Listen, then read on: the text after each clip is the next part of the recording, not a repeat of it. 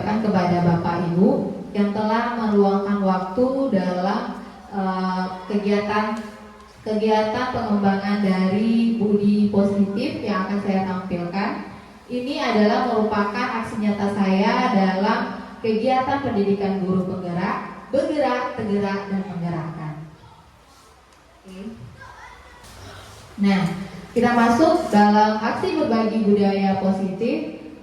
Perkenalkan, nama saya Selvi Afni Utami. Saya adalah calon guru penggerak angkatan 11. Nah, di sini saya akan menjelaskan budaya positif. Yang pertama itu tentang disiplin positif, kemudian dilanjutkan dengan motivasi, hukuman, dan penghargaan, kemudian keyakinan kelas, 5 kebutuhan dasar manusia, 5 posisi kontrol, dan segitiga restitusi.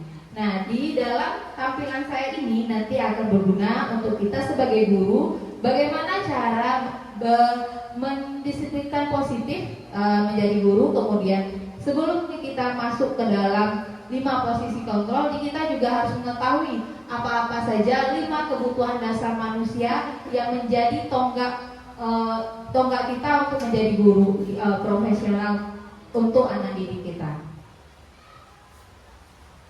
Pertama, disiplin positif.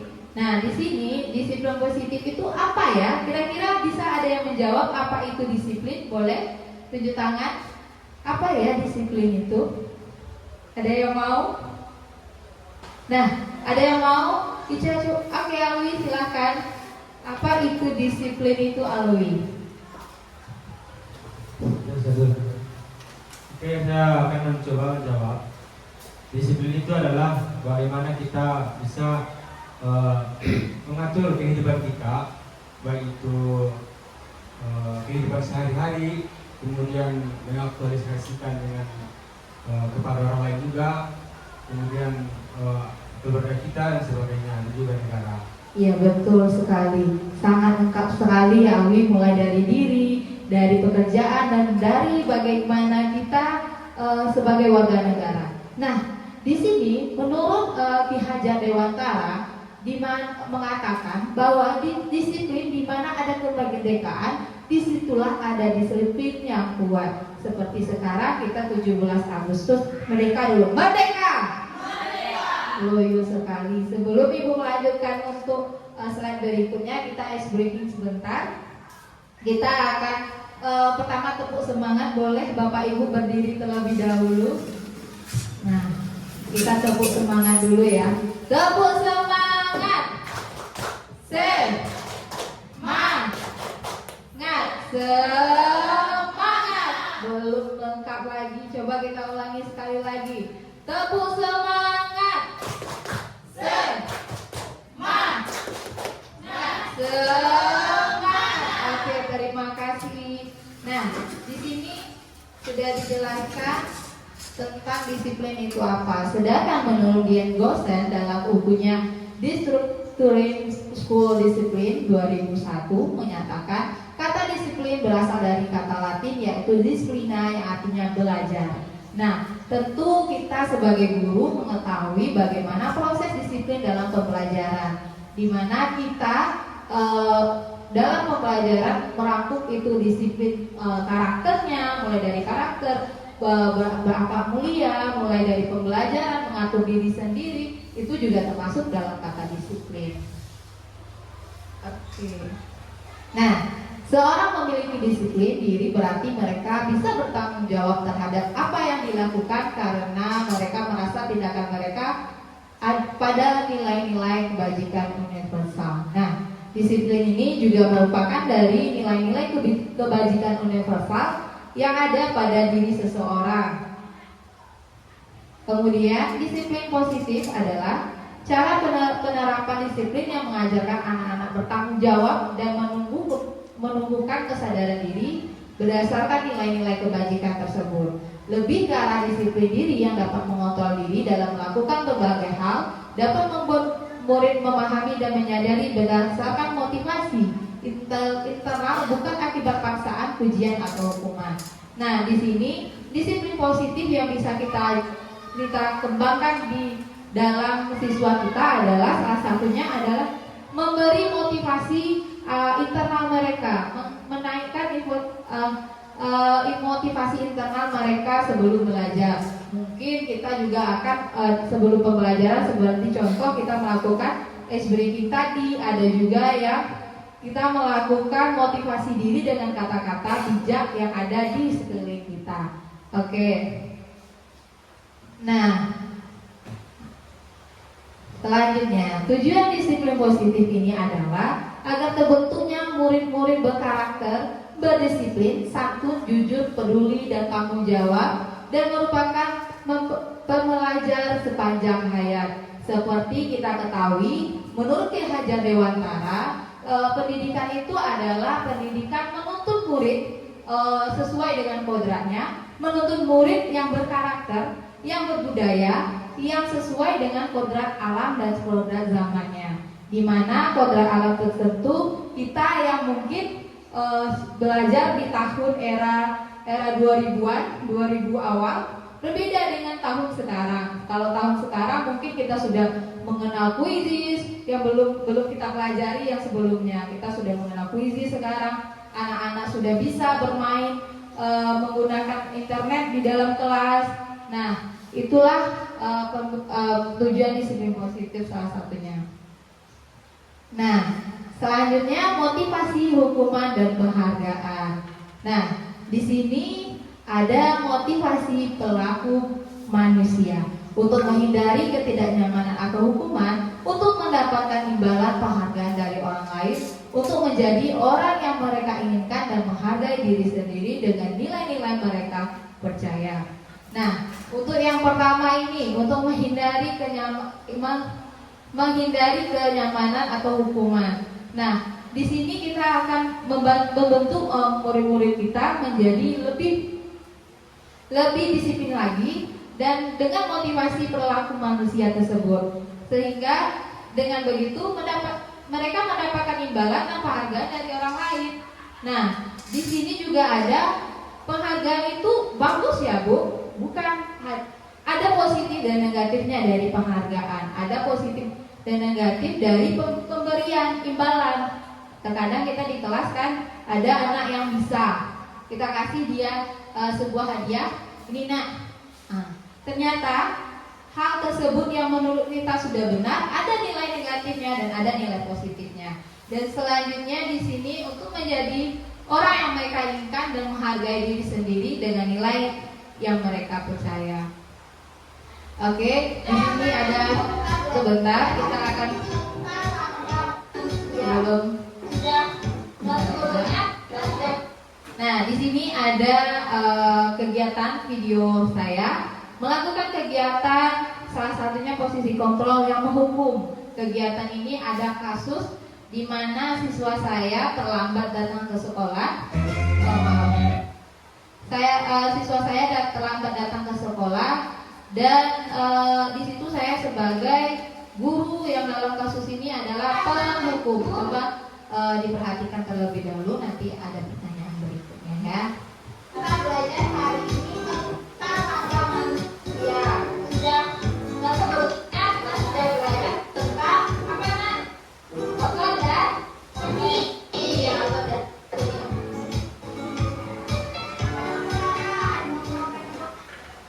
Assalamualaikum Bu. Waalaikumsalam. Ya Allah, Rizky, kamu lagi, itu sudah terlambat, tidak pakai sepatu, ya sudah lari di lapangan, coba ini.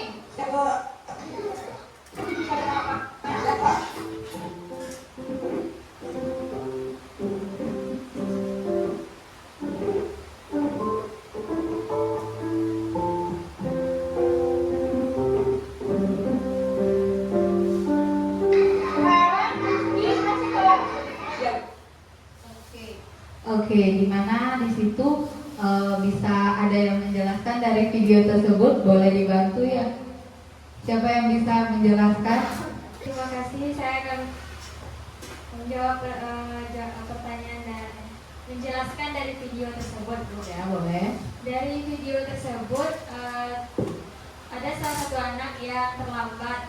Jadi diberikan hukuman. Mungkin hukuman itu akan membuat dia memberikan dia efek jera Bu terhadap terlambat pergi ke sekolah dan akan menjadikan dia untuk menjadi lebih disiplin lagi dari sebelumnya.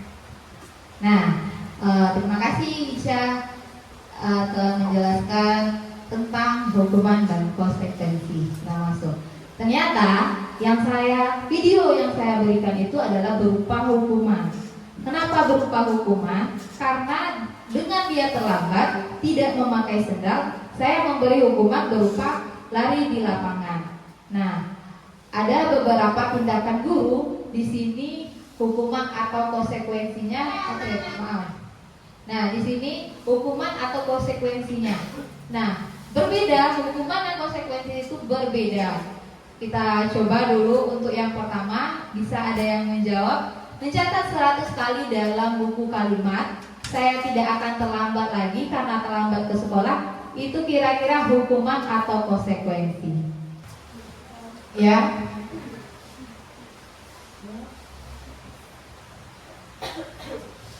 Baiklah, saya akan menjawab yang tadi. Itu tuh termasuk konsekuensinya. Oke, menurut Elsie ini adalah konsekuensi. Yang kedua, lari mengelilingi lapangan basket 2 kali karena terlambat hadir ke sekolah. Bagaimana? Itu hukuman atau konsekuensi? Bagaimana? Hukuman. Oke, membersihkan coretan yang dibuatnya di meja tulis, konsekuensi. Nah, murid diminta untuk push up 15 kali karena tidak menggunakan masker ke sekolah, berarti hukuman. Menggantikan kertas tugas teman yang telah dicoret-coret, oke. Selanjutnya, nah di sini adalah ada identitas kegagalan dari hukuman tersebut dan identitas kesuksesan dari konsekuensi dan restitusi, di mana hukuman itu berdampak kepada murid. Kalau murid kita dikasih hukuman, bagaimana rata-rata? Marah kan? Kesal dan merasa rendah diri, kemudian merasa diasingkan di kelas. Uang akan hukum tadi mah nggak bisa tanam. Terkadang beberapa temannya membuli. Kemudian yang kedua adalah tiba-tiba tidak diharapkan atau sangat melukai. Mungkin karena dia kesal, karena dia jengkel, berdampak kepada temannya. Kemudian hukuman tersebut dibuat oleh guru. Kebanyakan memang seperti itu, hukuman memang diberikan secara sepihak oleh guru seperti video yang saya tampilkan tadi. Kemudian menyakitkan, guru menjalani konsekuensi dengan menyalahkan, mengkritik, menyindir dan merendahkan. Bahkan beberapa banyak guru tentu ada yang Allah tadi terlambe mama kalau di kelas kan ada berkata seperti itu, dan itu termasuk dalam kata sindiran kepada anak. Nah, bagaimana kita yang seharusnya?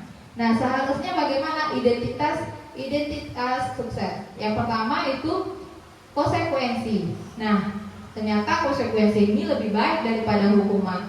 Seperti kehilangan, kalau di konsekuensi yaitu kehilangan hak waktu jeda seorang diri atau penahanan. Kemudian sudah diketahui dan masuk akal, kira-kira benar.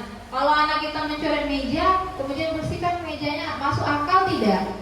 Masuk akal. Kemudian dibuat oleh guru dan anak-anak. Di sini kita melibatkan guru dan kita juga melibatkan anak-anak. Seperti contohnya, kalau kira-kira kamu terlambat bagaimana seharusnya? Maunya bagaimana? Seperti itu pertanyaannya. Nah, kemudian membantu guru menyatakan peraturan, melakukan peringatan dan menerapkan konsekuensi itu di kelas. Nah, selanjutnya restitusi, yaitu murid atau anak tidak kehilangan waktu namun bersemangat untuk memperbaiki diri dan berupa undangan untuk mengadakan restitusi dibuat oleh anak atau murid, menguatkan guru menyebutkan keyakinan kelas, membimbing kerangka acuan berpikir restitusi kepada murid. Nah, kita sebagai guru diharapkan untuk melakukan identitas sukses yang disebut dengan restitusi ini. Kenapa? Nah, di sini kita ada siswa melakukan kesalahan, namun untuk berikutnya mereka tidak rasa malu. Mereka akan berusaha memperbaiki diri dengan memotivasi diri mereka sendiri. Namun kalau kita terus melaksanakan hukuman atau konsekuensi yang notabene sudah lebih baik, tapi di situ masih ada kehilangan hak mereka karena di sini masih ada istilahnya peraturan hukuman yang masih memberatkan. Namun di restitusi kita akan melakukan saling berkolaborasi dengan anak tersebut. Nah, selanjutnya ini ada kasus Ibu Anas guru kelas 2 SD mendapatkan masalah murid-muridnya tidak bisa tertib berdiri antri di depan pintu kelas. Biasa ya kalau anak kelas 2 SD, dan selalu berebutan masuk ke dalam kelas setelah jam istirahat usai. Ini tentunya sangat mengganggu proses pembelajaran di mana kelas tidak dapat mulai tepat waktu karena Bu Anas sibuk menanyakan murid-murid yang datangnya cukup lama. Nah, akhirnya Bu Anas berpikir cepat dan mengandalkan stiker bintang. Setiap murid-muridnya akan masuk ke kelas, selesai jam istirahat, Bu Anas akan mengiming-imingi muridnya dengan stiker bintang. Siapa yang dapat berdiri lurus dan berbaris rapi, antri di depan pintu dapat bintang dari Bu Anas. Sebagian besar murid-murid tersebut menyambut dengan antusias. Nah, tantangan tersebut dan langsung berdiri rapi di depan pintu mendapatkan stiker bintang. Hal ini terus dilakukan oleh Bu Anas selama beberapa minggu karena cukup berhasil membuat murid-muridnya berdiri rapi, antri di depan pintu, sampai pada suatu saat Bu Anas sakit dan terpaksa digantikan oleh Pak Heru. Pak Heru tidak mengetahui tentang stiker bintang, dan benar saja pada saat masuk kelas usai jam istirahat, murid-murid kelas 2 kembali berebutan masuk kelas. Apa yang terjadi dan mengapa? Nah, kira-kira apa yang terjadi? Hanya karena Ibu Anasnya tidak datang, anak-anaknya kembali tidak beraturan. Ini dampak dari apa kira-kira? Baik Bu, izin jawab. Mungkin dari cerita ini saya dapat update kesimpulan dari tadi Bu Anas memberikan penghargaan kepada anak-anak ini, dan pas Bu Anas sakit dan Pak Heru yang menggantikan. Jadi dari situ kita bisa melihat Bu Anas ini melakukan penguatan kepada anak-anak berupa penguatan dan berupa penghargaan. Nah, benar sekali Ibu Anas memberikan penghargaan kepada siswa, namun Pak Heru tidak. Jadi di saat Ibu Anas sakit, Pak Heru menggantikan, pembiasaan tersebut menjadi hilang. Inilah salah satu maksud dari pengaruh jangka pendek dan panjangnya penghargaan. Nah, tentu saja kita sebagai guru pernah melakukan pemberian penghargaan, pemberian imbalan kepada siswa. Nah, di sini kita sama-sama belajar tentang penghargaan itu efektif jika kita menginginkan seseorang melakukan sesuatu yang diinginkan dalam jangka waktu pendek. Benar saja kita menemukan anak kita, oh siapa yang mau pena, ibu ada pena, duduk tertib. Ya, duduk tertib dilakukan pada saat pena diberi. Namun besoknya bagaimana? Masih diulangi dan diulangi lagi. Nah, selanjutnya, jika kita menggunakan penghargaan lagi dan lagi, maka orang tersebut akan tergantung dengan penghargaan yang diberikan serta kehilangan motivasi dari dalam. Dan yang ketiga, jika kita mendapatkan penghargaan untuk melakukan sesuatu yang baik, maka selain itu kita senantiasa berharap mengharapkan penghargaan tersebut. Lagi, kita pun menjadi tidak menyadari tindakan baik kita yang kita lakukan. Jadi kita berkegantungan. Seperti kita di kelas, mungkin untuk menyediakan penghargaan kita tentu ada modalnya sebagai guru. Entah itu pena, entah itu mau dikasih penghapus, entah itu mau dikasih pensil. Ya benar Dina, mau dikasih pensil. Tentu tidak mungkin per hari kita akan melakukan hal tersebut. Namun karena siswa sudah ketergantungan, kita menjadi wajib menyediakan penghargaan-penghargaan kecil tersebut. Nah, di sini ada penghargaan, makna penghargaan yang tidak efektif. Suatu penghargaan adalah suatu benda atau peristiwa yang diinginkan yang dibuat dengan persyaratan. Jika ini nih, jika kamu tenang nih, jika kamu menang nih, jika kamu bisa diberikan penghargaan atau dipuji di depan banyak orang. Kemudian jika seorang guru sering memberikan penghargaan kepada murid-muridnya, kemudian penghargaan terciptanya persaingan di kelas. Kemudian mereka percaya bahwa mereka tidak memiliki kesempatan untuk mendapatkan penghargaan akan berhenti mencoba. Nah, kalau anak-anak kita yang di kelas yang aktif itu aja, itu saja.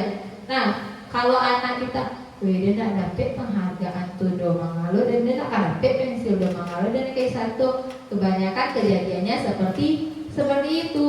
Nah, disinilah nampak efektifnya untuk penghargaan. Nah, kemudian kita membahas tentang restitusi. Restitusi ini membantu murid menjadi lebih memiliki tujuan, lebih disiplin positif dan memulihkan dirinya setelah membuat salah. Bu, berarti kalau anak salah kita harus, iya nak, ada apa-apa salah nak, iya nak pukul lah teman, nak apa-apa pukul teman. Bukan seperti itu. Bukan berarti kita membenarkan kesalahan anak-anak didik kita dalam melakukan kesalahan di kelas. Ada caranya. Bagaimana caranya nanti kita bahas bersama-sama. Nah, restitusi ini bukan untuk menebus kesalahan, namun untuk belajar dari kesalahan.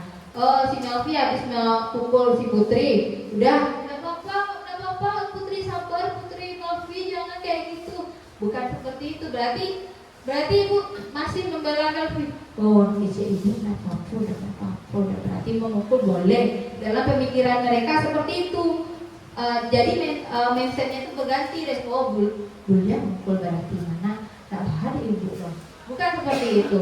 Kita akan meningkatkan pembelajaran dari kesalahan mereka dari restitusi ini. Dan restitusi memperbaiki hubungan. Restitusi adalah tawaran bukan paksaan. Restitusi menuntut untuk melihat ke dalam diri. Restitusi mencari kebutuhan dasar yang mendasari tindakan. Restitusi fokus pada karakter bukan tindakan. Restitusi menguatkan. Restitusi mengembalikan murid yang bersalah kepada kelompoknya. Sehingga setelah siswa kita melakukan kesalahan, mereka tidak terasa diasingkan di dalam kelas. Oke, lanjut. Selanjutnya tentang keyakinan kelas. Kira-kira ada yang tahu tentang keyakinan kelas ini apa ya? Boleh angkat tangannya. Apa lagi? Coba Elsa. Elsa, boleh minyak kasih Elsa, Bim.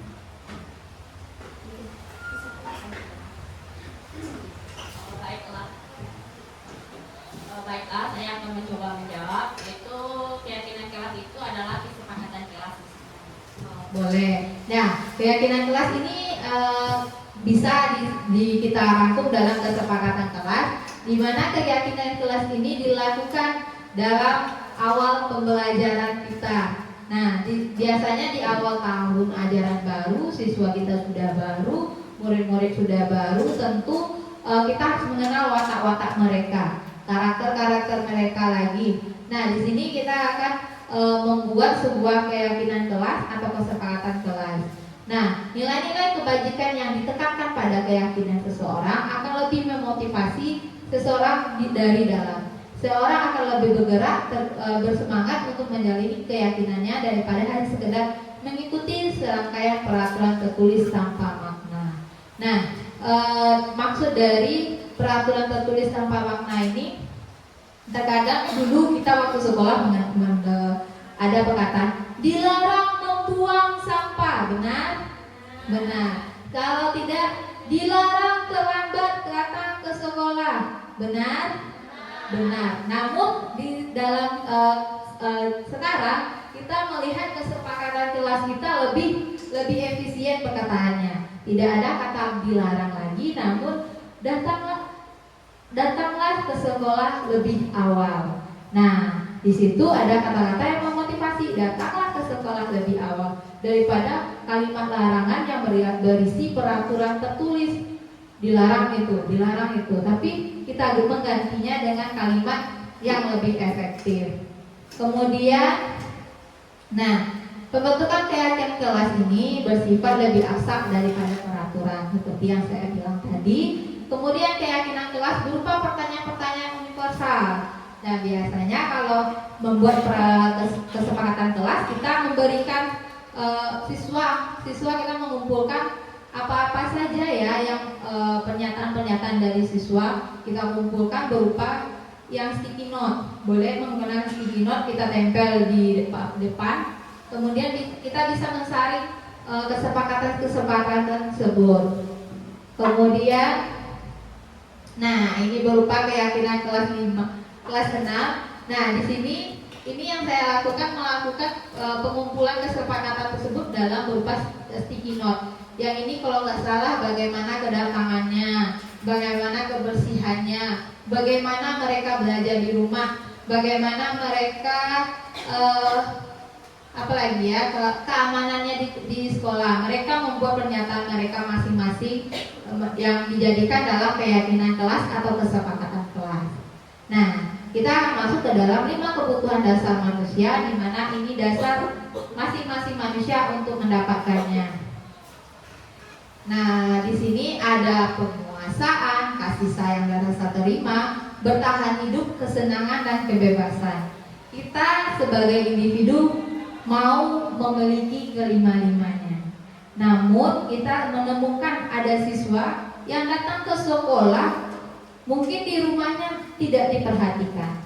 Datang ke sekolah mencari rasa yang namanya kasih sayang dan rasa terima ini.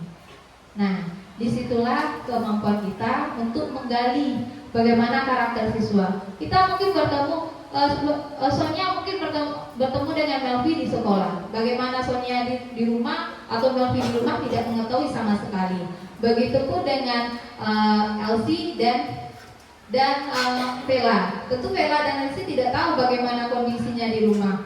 Nah, disinilah kita sebagai guru menguatkan, menggali karakter siswa, menggali kondisi mereka di rumah. Oh, si anak ini bapak mamanya kerja, mama papanya atau ada yang work from home.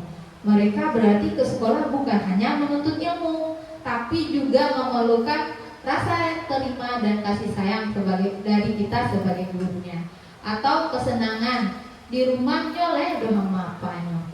Tapi di berbagai bidang mama papa itu tidak peduli dong, pokoknya enak lah anak kok main dari pagi sampai sore. Ada kasus yang seperti itu.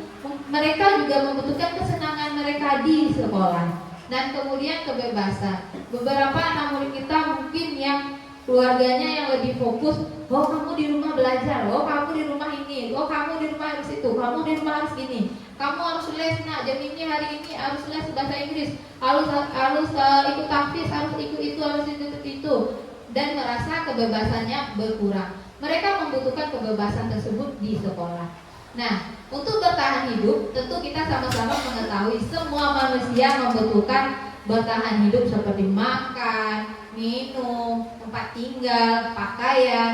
Nah, ada beberapa kasus siswa kita mungkin dalam kondisi materi yang di bawah. Nah, itulah pentingnya kenapa kita harus tahu apa kebutuhan dasar manusia, menjadi tonggak kita sebagai pendidik untuk mengetahui dan bagaimana cara kita mensupport anak-anak kita. Selanjutnya tentang posisi kontrol guru. Nah, di sini ada 5 posisi kontrol guru. Yang pertama itu adalah penghukum. Tadi sudah ada contoh penghukum. Yang kedua adalah pembuat rasa bersalah. Dan buat rasa bersalah ini di mana kita membuat anak kita ini dia udah salah, ditambah rasa bersalah lagi. Tuyo awak juga, tuyo awak juga. Nah ibu dari tadi ibu manjalain bla bla bla bla bla bla. Anak merasa minder karena Allah bersalah, beda tambah perasaan mereka merasa terpuji. Kemudian ada yang ada yang kasusnya tentang teman. Nah di sini kalau teman ini dia ada oh nggak paham, sini lah ibu terangkan, ibu ajarkan sini, oh ibu buatkan gini nak, oh kurang paham lagi, kita nanti ajarkan lagi bu, ibu ajarkan lagi, nanti ibu bantu nak, ibu bantu, boleh seperti itu. Namun kalau teman ini kita teruskan, mereka akan merasakan ketergantungan kepada kita. Benar tidak? Benar. Nah selanjutnya adalah pemantau. Pemantau ini adalah di poin keempat. Lebih baik daripada penghukum, membuat rasa bersalah teman dan pemantau ini adalah kegiatan kita mungkin lebih fokus kepada memperhatikan dan memahami mereka masing-masing. Kemudian ada yang lebih baik lagi yaitu manajer. Seperti di dalam sebuah perusahaan yang mengontrol karyawan adalah yang pertama siapa? Manajer. Nah, begitupun kita seharusnya menjadi seorang guru. Mari kita sama-sama belajar untuk meningkatkan diri dari penghukum, dari pembuat dasar bersalah, dari teman menjadi pemantau dan manajer. Nah, di sini manajer adalah guru berbuat sesuatu kepada murid, mempersilahkan murid mempertanggungjawabkan perilaku, mendukung murid menemukan solusi atas kesalahannya sendiri. Posisi manajer mengacu pada restitusi yang dapat menjadikan murid sebagai manajer bagi dirinya sendiri sehingga terciptanya identitas positif berhasil pada murid. Seperti apa contohnya? Oke, kita masuk ke dalam segitiga restitusi dulu. Nanti untuk yang manajer nanti ada videonya. Nah, segitiga restitusi ini adalah budaya positif berikutnya tentang yang pertama suatu proses dialog yang dilakukan oleh guru atau orang tua agar dapat menghasilkan murid yang mandiri dan bertanggung jawab. Seperti dalam profil pelajar Pancasila. Apa enggak lagu profil pelajar Pancasila? Apa? Oke, kita nyanyikan sama-sama. 1, 2, 3. Pelajar Pancasila beriman dan bertakwa pada Tuhan yang esa dan berakhlak mulia. Tindakan global, gotong royong mandiri, kreatif dan menawan kritis. Nah, di sini di segitiga restitusi ini kita akan menghasilkan murid yang mandiri dan bertanggung jawab seperti dalam profil pelajar Pancasila. Bagaimana caranya? Ternyata kalau ini berisikan menganalisis, menampilkan identitas, tidak menanyakan keyakinan. Semoga satu hari ini bisa Menampilkan identitas. diolah senyum.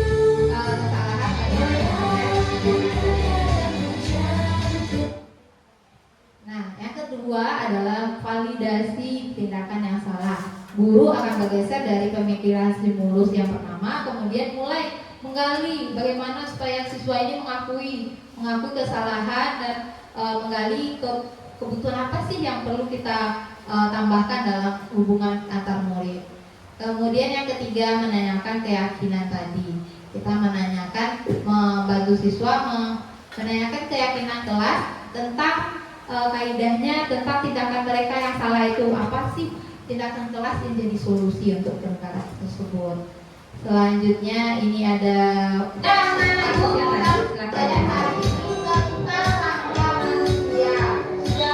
sebelumnya kita sudah belajar tentang apa nak? Otot dan seni. Ya, otot dan seni.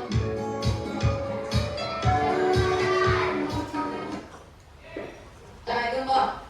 Waalaikumsalam. Saya kangen, Pak. Lambat. Kayaknya saya lupa masak malam dan tidur kemalaman. Itu sepertinya mana? Basah kayak mulai, Pak. Ya sudah, kamu duduk dulu karena pelajaran kita sudah dimulai. Nanti setelah istirahat tunggu ibu ya. Ya, Pak. Nah, kita lanjutkan ke pelajaran kita. Tadi ibu menjelaskan tentang akal manusia. Rizky tahu kenapa ibu panggil saja istirahat di ruang ini. Tahu kok, kayaknya saya tidak kasih belah dan tidak memakai sendal saat kerja. Lalu kenapa Rizky terlambat dan memakai sendal? Saya terlambat bangun tidur dan sepatu saya basah karena main bola saat pulang sekolah kemarin. Bagus, Rizky sudah mengakui kesalahan Rizky. Yang tepat adalah orang yang menjadikan kesalahan itu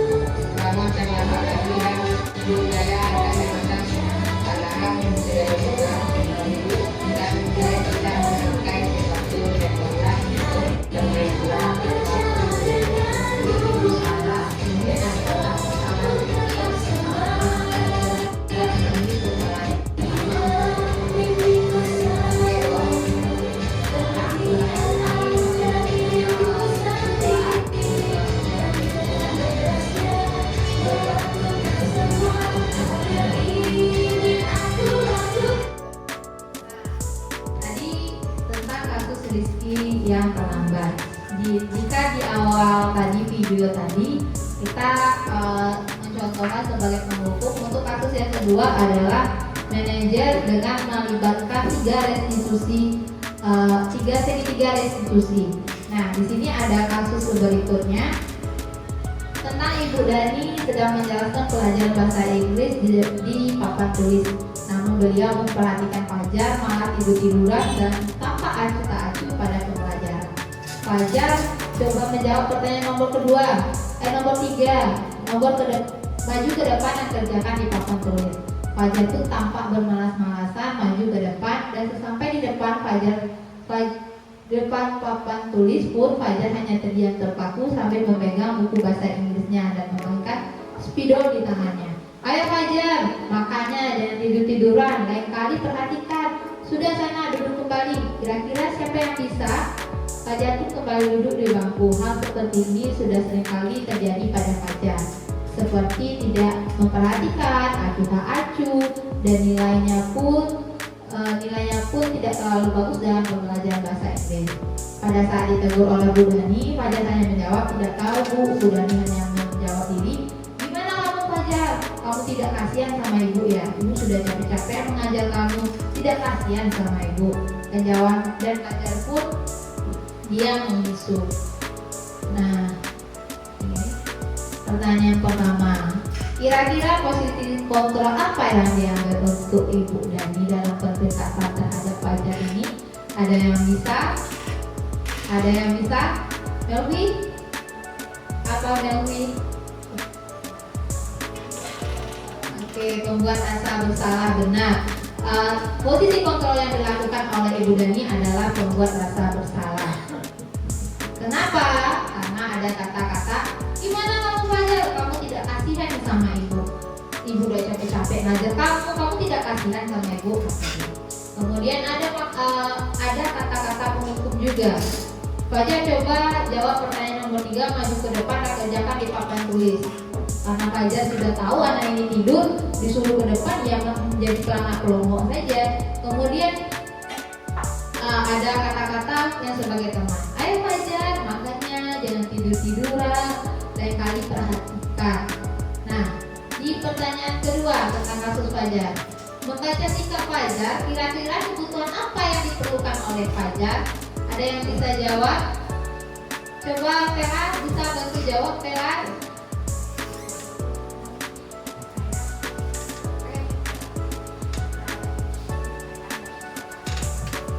Baik, saya akan coba menjawab pertanyaannya, yaitu kita akan bisa memberikan rasa kasih sayang kepada anak tersebut.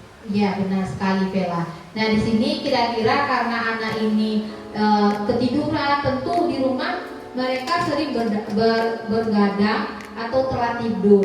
Nah, di situ kita sudah terlihat, oh ternyata ini anak kurang perhatian, mungkin kurang kasih sayang. Benar?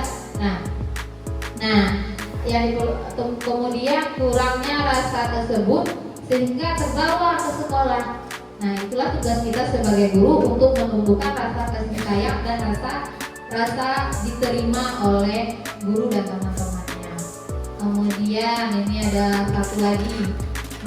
Bila mana Ibu Dani mengambil posisi pemantau, apa ya kira-kira yang dilakukan oleh Ibu Dani, dan pertanyaan-pertanyaan apa yang akan diajukan oleh Ibu Dani? Ada yang bisa? Ada yang bisa? Ada?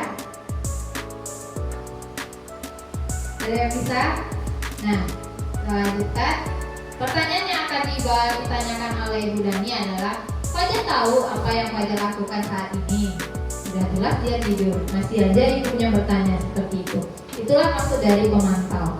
Nah, Fajar apa hukuman yang pantas untuk diterima jika tidak seperti ini? Fajar, kamu tahu kesepakatan kelas kita yang telah kita buat. Di sana adakah rasa kesal dari murid kalau melakukan kesalahan? Tidak, tapi ada keinginan untuk melakukan perubahan.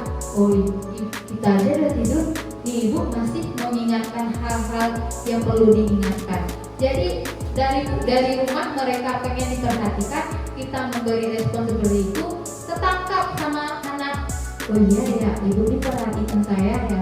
Apa ya? Kenapa ya saya bisa tidur? Kenapa ya? Sehingga anak-anak tersebut pasti akan menceritakan bagaimana kondisi mereka. Selanjutnya, terima kasih atas perhatiannya. Ini akhir dari penampilan dari posisi kontrol tentang budaya positif. Semoga ada hal yang bisa diambil dari presentasi hari ini. Terima kasih. Assalamualaikum warahmatullahi wabarakatuh.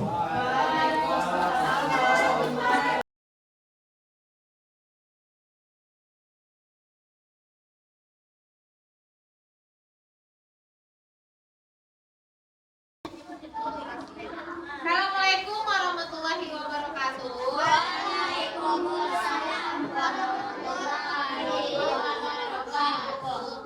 Naura lagi apa, Naura? Nah, anak-anak ibu, hari ini karena kita masuk ke pembelajaran tahun ajaran baru, kita tentu terlebih dahulu membuat kesepakatan kelas. Ada yang setuju? Ya. Setuju. Ada yang setuju? Setuju.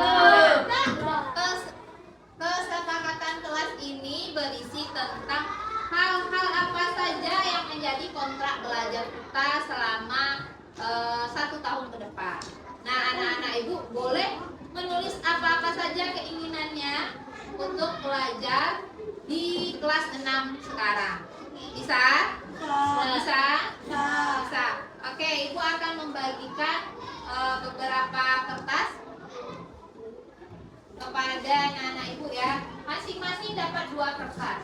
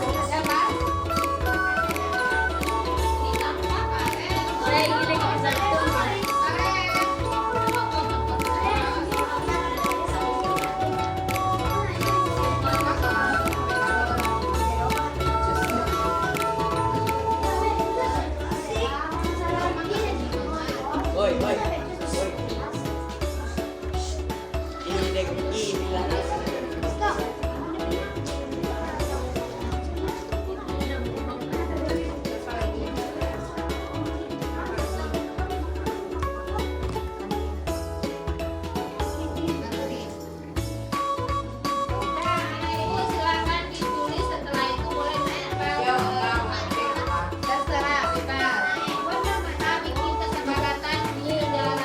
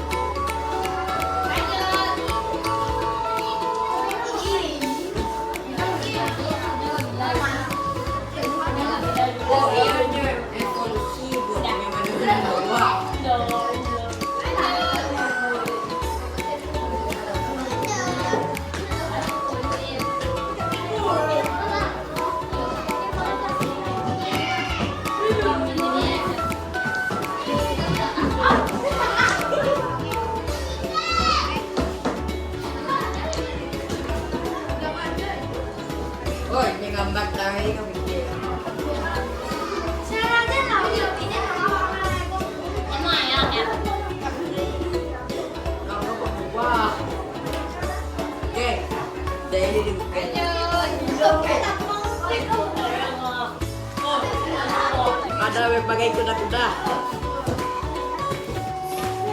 Lengkap di situ mah. Kemudian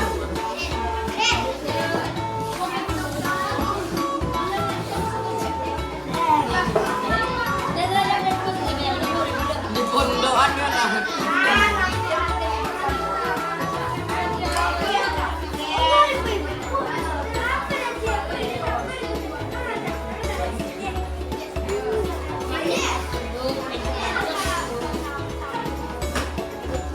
Nanya.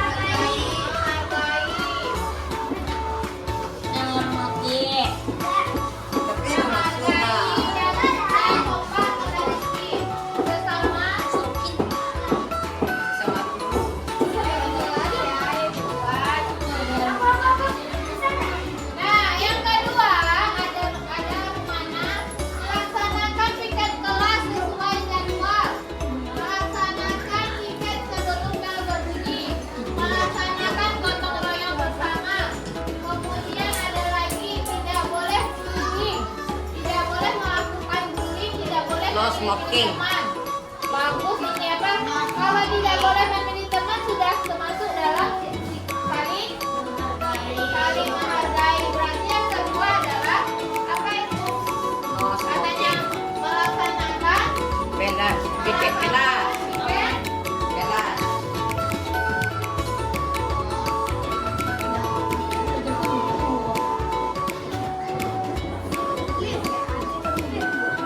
Oke, yang ketiga kita coba lihat lagi. Datang tepat waktu, menjaga kebersihan kelas. Tidak berbicara dalam kelas saat guru menerangkan. Kalau tidak berbicara saat guru menerangkan sudah termasuk saling menghargai. Berarti yang kita tulis adalah datang tepat waktu. Datang Punya bib nih kok. ke sekolah Ya pelikan siang kecil. tepat waktu. Yang menggunakan nomor 5 itu siapa? Nah, apa lagi nih? Oke, siap. Selanjutnya ada temannya bertanya dengan guru, tunjuk tangan dulu. Tidak memotong pembicaraan guru. Selalu pergi dengan pakaian rapi. Kalau bertanya dan tidak memotong pembicaraan itu sudah termasuk saling menghargai. Ya, saling menghargai. Berarti yang kita bikin apa ini? Datang tepat waktu sudah ada. Berarti berpakaian rapi. Selalu datang ke sekolah dengan pakaian rapi. Laki macam ni kok.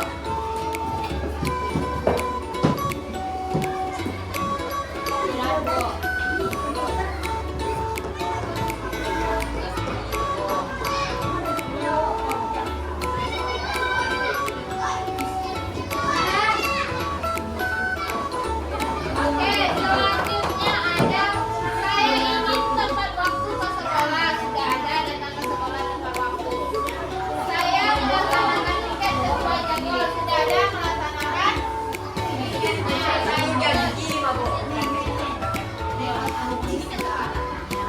Kemudian Yasmin, saya ingin setiap hari kelas bersih, rapi, melaksanakan tugas tiket. Sudah? Ya. Yang selanjutnya saya ingin setiap hari ketika belajar tenang dan damai. Berarti saling menghargai juga ya. Yasmin maunya lagi belajar itu teman-temannya menerima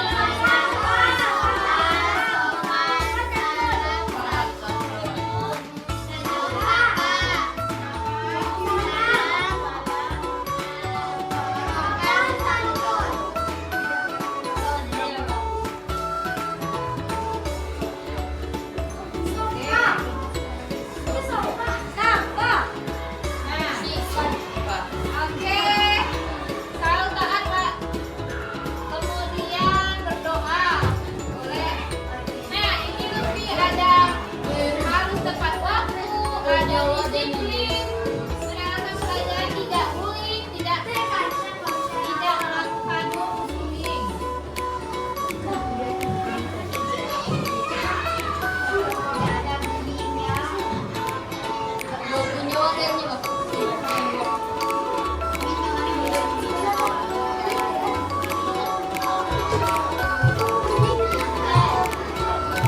Tidak melakukan bullying, tidak ada perhubungan, tidak ada yang menyebut nama orang tua, Bu. Tidak boleh menyebutkan nama hewan teman, Bu. Disamakan ditemani dengan hewan lainnya, tidak boleh. Oke.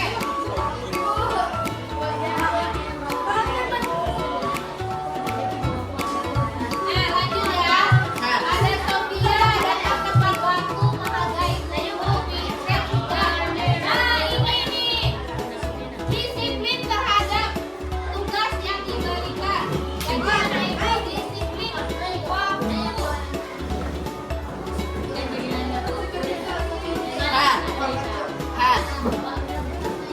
Han, pegang hutan. Pegang hutan.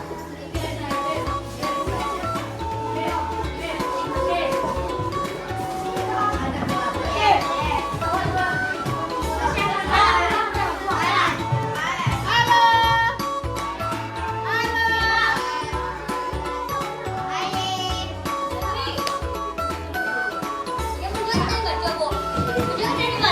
Habis Sofia berarti Sofia.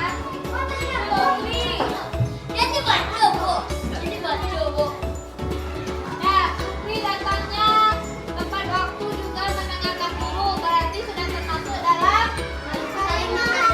Oke, kalau datang tepat waktu sudah ada juga. Rizka menjaga kebersihan. Sudah ada? Sudah. Melaksanakan tiket? Sudah. Harus datang tepat waktu, sudah ada? Sudah. Oke, lanjut si Fakir. Saya ingin buat senam teh selalu bersih. Kalau selalu bersih, bagaimana caranya? Menjaga kebersihan, sudah ada? Oke, belajar giat dengan teman muda. Lanjut, ini punya siapa nih? Laura, jaga kebersihan juga. Ingin belajar seni rupa, boleh. Gambar kita, Bu.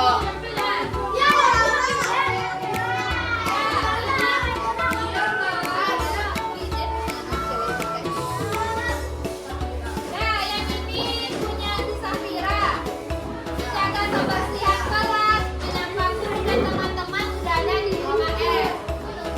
Pelajar tidak boleh berbicara, tidak membuka sepatu di kelas. Nah, ini siapa yang hobi buka sepatu? Tidak ada yang buka sepatu.